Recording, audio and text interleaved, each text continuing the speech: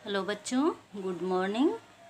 पिछले वीडियो में हम सविनय अवज्ञा आंदोलन पर प्रकाश डाल रहे थे। सविनय अवज्ञा आंदोलन के विषय में हम पढ़ रहे थे।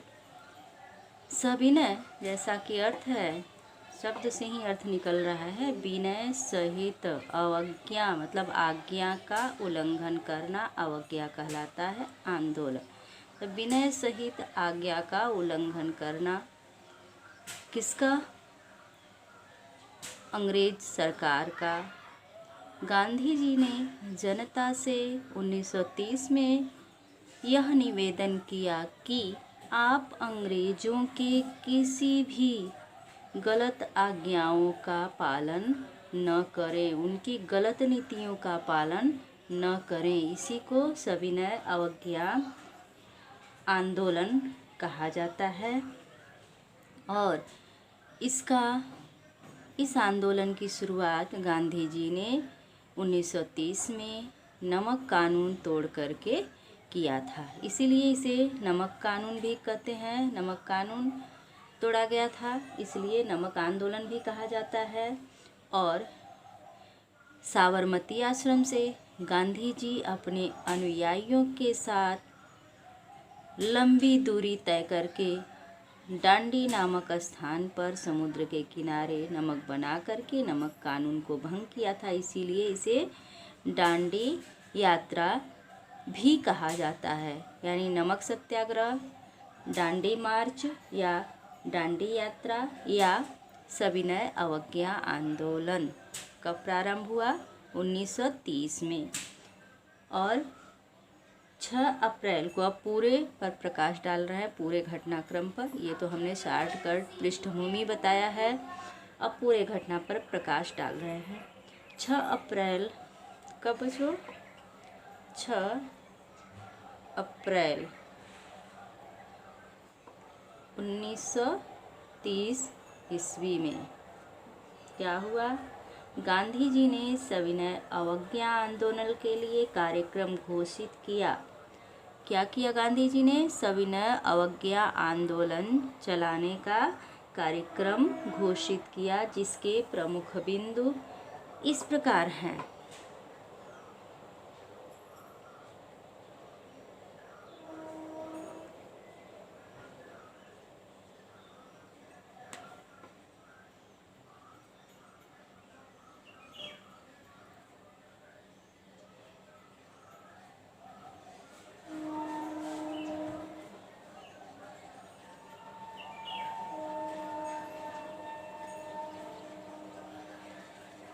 उन्होंने, गांधी जी ने जो सविनय अवज्ञा आंदोलन चलाने के लिए कार्यक्रम निर्धारित किया, घोषित किया, उस कार्यक्रम के प्रमुख बिंदु क्या हैं? इस प्रकार हैं कि प्रत्येक गांव के एक एक व्यक्ति को नमक बनाने के लिए निकलना चाहिए। क्या करना चाहिए? प्रत्येक गांव के एक एक व्यक्ति को नमक बनाने के लिए निकलना चाहिए। ऐसा गांधी जी ने क्यों कहा? क्योंकि गांधी जी साबरमती आश्रम से केवल अपने 78 अनुयायियों के साथ डांडी के लिए नमक बना करके नमक कानून को भंग करने के लिए निकले थे। पैदल चले थे, गांव से होकर के, उस रास्ते में जो भी गांव पड़ते थे वहां से होकर के गुजरते थे। तो लोगों से अपील करते थे कि प्रत्येक गांव के एक एक व्यक्ति को नमक कानून बनाने के लिए निकलना चाहिए, यानी कि उनके साथ चलना चाहिए। दूसरा, महिलाओं को शराब, अफीम और विदेशी कपड़ों की दुकानों पर धरना देना चाहिए। क्योंकि पुरुष साथ में हो लिए तो महिला बची, तो महिलाओं को भी आंदोलन में शामिल करने के लिए गांधी जी ने क्या कहा कि महिलाओं को शराब,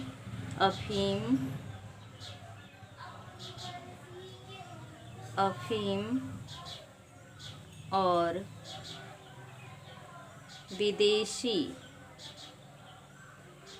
कपड़ों की दुकानों पर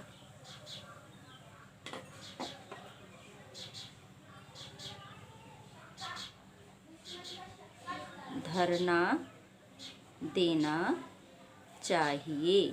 क्या कहा बच्चों कि महिलाओं को अफीम, शराब और जो विदेशी कपड़े की दुकानें हैं उन पर क्या करना चाहिए, धरना देना चाहिए। और अगला क्या कहा, तीसरा, कि साथ ही क्या करना चाहिए, विदेशी कपड़ों की होली जलानी चाहिए।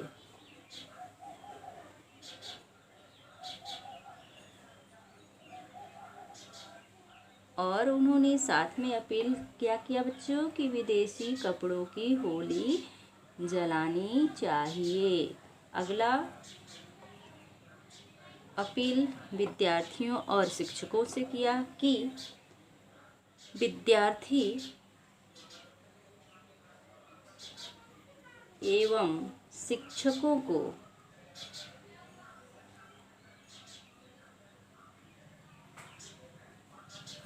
सरकारी, प्राइवेट नहीं बोला था, सरकारी बोला था बच्चों। उस समय केवल सरकारी ही स्कूल कॉलेज चलते थे, आज की तरह चप्पे चप्पर पर प्राइवेट कॉलेज स्कूल नहीं थे। तो इसलिए गांधी जी ने अपील किससे की, विद्यार्थी तथा शिक्षकों को कि सरकारी शिक्षण संस्थाएं छोड़ दें। सरकारी क्या करें, शिक्षण संस्थाओं का त्याग करें, को त्याग देना चाहिए।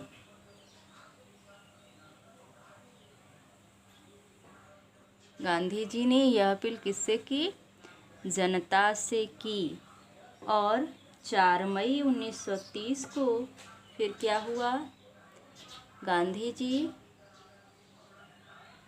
6 अप्रैल को जो नमक कानून बनाया इन्होंने, और नमक बना करके कानून को तोड़ा और निम्न कार्यक्रम का निर्धारण किया। उसके पश्चात क्या हुआ बच्चों कि 4 मई 1930 को गांधी जी को गिरफ्तार कर लिया गया।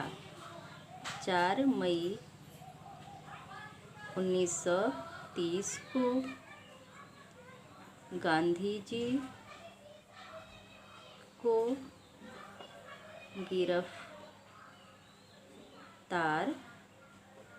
कर लिया गया और बंदी बनाकर और उन्हें गिरफ्तार करके जेल में डाल दिया गया।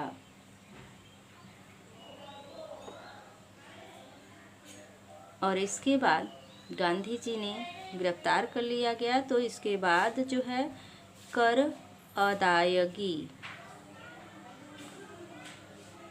यानी कि टैक्स की अदायगी, टैक्स कौन लेता है, सरकारी टैक्स की अदायगी भी इस आंदोलन का अंग बन गया।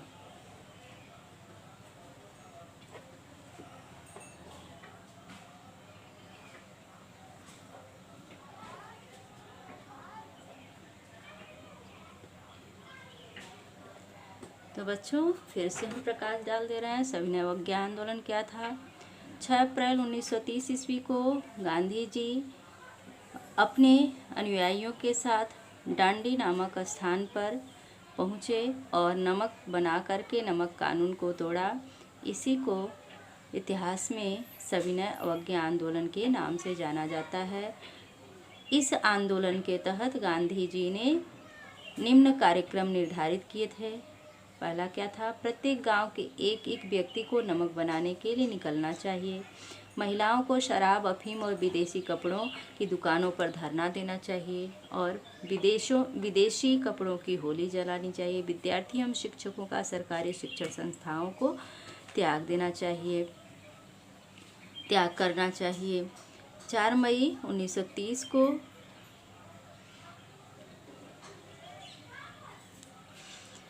गांधी जी को गिरफ्तार कर लिया गया और गिरफ्तारी के पश्चात कर अदायगी को भी इस आंदोलन का अंग बना दिया गया। तो बच्चों फिर से हम, क्योंकि यह इम्पॉर्टेंट है सविनय अवज्ञा आंदोलन, तो इसलिए फिर से हम इसके विषय में समझा दे रहे हैं कि नमक जो होता है यह क्या होता था, इस पर टैक्स लिया जाता था। 6 अप्रैल 1930 को गांधी जी डांडी पहुँचे और उन्होंने समुद्र का पानी उबालकर नमक बनाना शुरू कर दिया। और क्या किया, जो कि कानून का उल्लंघन था, और यह जो कार्य गांधी जी कर रहे थे वह सविनय अवज्ञा आंदोलन शुरू करने का कार्य था। जैसे जैसे आंदोलन फैला तो विदेशी कपड़ों का बहिष्कार किया जाने लगा, जैसा कि हमने पॉइंट में भी दिखाया है।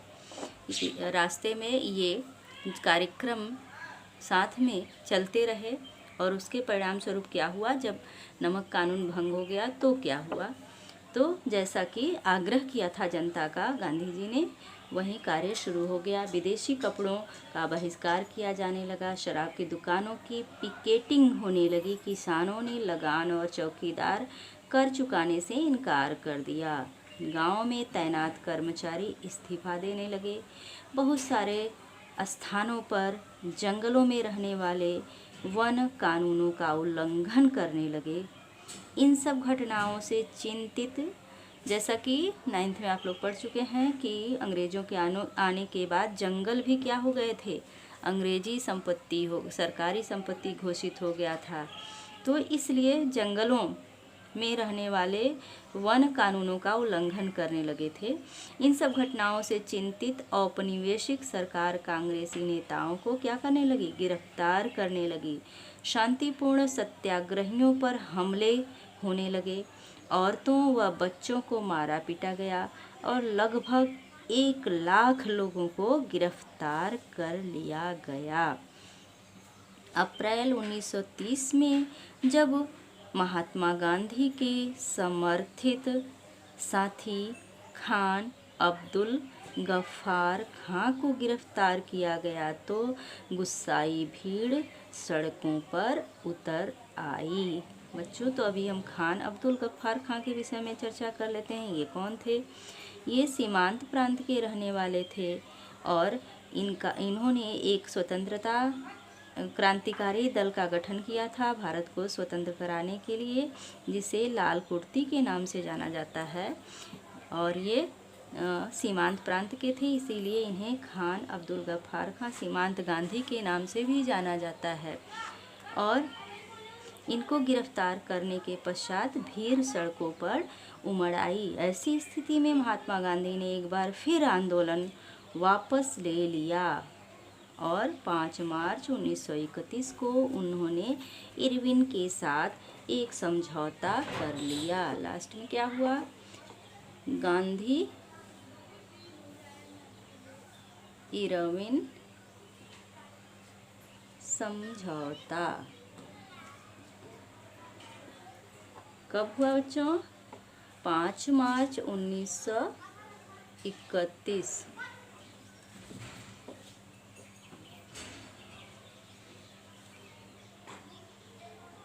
5 मार्च 1931 को क्या हुआ? गांधी इरविन समझौता हो गया। और जब सरकार, और इस समझौते के पश्चात क्या हुआ?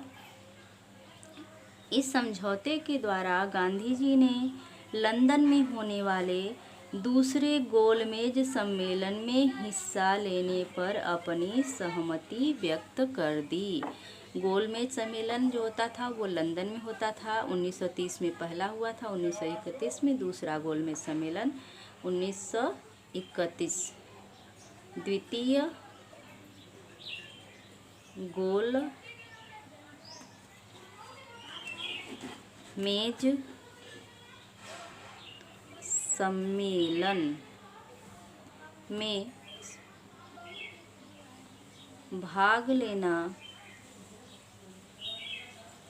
स्वीकार कर लिया। किसने किया बच्चों? गांधी जी ने क्या किया? द्वितीय गोलमेज सम्मेलन में भाग लेना स्वीकार कर लिया। किसके द्वारा? गांधी इरविन समझौते के द्वारा। और इसके बाद क्या हुआ? गोलमेज सम्मेलन में यहाँ आकर उन्होंने देखा कि सरकार ने नए सिरे से दमन शुरू कर दिया है। तब जो समझौता हुआ था उसके विपरीत सरकार कार्य करने लगी थी। जनता पर दमन चक्र चल रहा था। इससे गोलमेज सम्मेलन से वापस आने के पश्चात यहाँ आकर के गांधी जी ने जब देखा कि एक नए सिरे से दमन शुरू हो गया है, गफ्फार खान और जवाहरलाल नेहरू दोनों जेल में हैं, कांग्रेस को गैर कानूनी घोषित कर दिया गया था। इन सब के बीच गांधी जी ने सविनय अवज्ञा आंदोलन पुनः शुरू करने का निर्णय ले लिया और यह आंदोलन साल भर तक चला, लेकिन 1934 आते आते इसकी गति मंद पड़ गई। तो दोबारा इन्होंने कब शुरू किया? दोबारा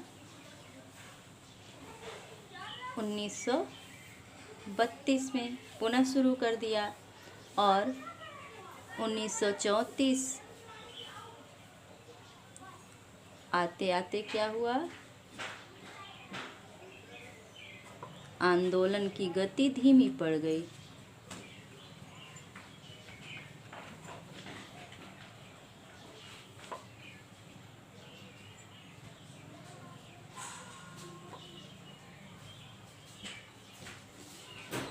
तो बच्चों फिर 1934 आते आते इसकी गति क्या हो गई? मंद हो गई। किसकी गति? सविनय अवज्ञा आंदोलन की गति जो है वो क्या हो गई? धीमी पड़ गई। और फिर आगे क्या हुआ कि लोगों ने आंदोलन को कैसे लिया? विभिन्न सामाजिक समूहों ने सविनय अवज्ञा आंदोलन में हिस्सा लिया था एवं उनके लिए स्वराज्य के मायने भी अलग अलग थे। जैसा कि शुरू में ही हमने बताया था कि सभी वर्गों के लिए स्वराज्य के मायने एक जैसे नहीं थे, सबके लिए स्वराज्य के मायने अलग अलग थे। तो किसके लिए इसका क्या प्रभाव पड़ा, अब हम इस पर चर्चा करते हैं। तो बच्चों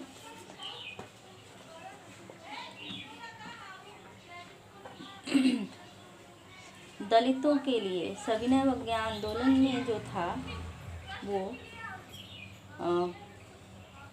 इसमें किसानों, श्रमिकों और आदिवासियों के लिए आंदोलन के क्या मायने थे, सर्वप्रथम हम इस पर प्रकाश डालेंगे।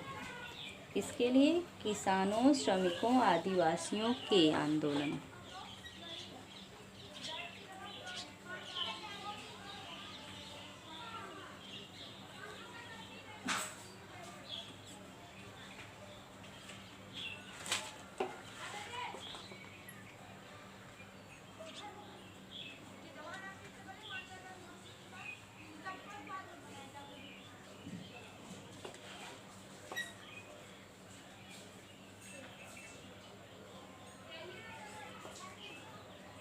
तब गांधी जी का जो सविनय अवज्ञा आंदोलन हुआ था तो उसको सभी वर्गों ने अपने अपने तरीके से लिया था। सबके लिए आंदोलन के मायने अलग अलग थे, जिसमें किसानों, श्रमिकों, आदिवासियों के लिए इस आंदोलन के क्या मायने थे, हम उस पर प्रकाश डाल रहे हैं बच्चों। तो असहयोग खिलाफत आंदोलन की शुरुआत जनवरी 1921 में हुई थी, जिसमें विभिन्न सामाजिक समूहों ने हिस्सा लिया, लेकिन हर एक की अपनी अपनी आकांक्षाएं थी और हर एक के लिए स्वराज्य के अर्थ क्या थे, अलग अलग थे। सभी वर्गों के लिए स्वराज्य के अर्थ अलग अलग थे।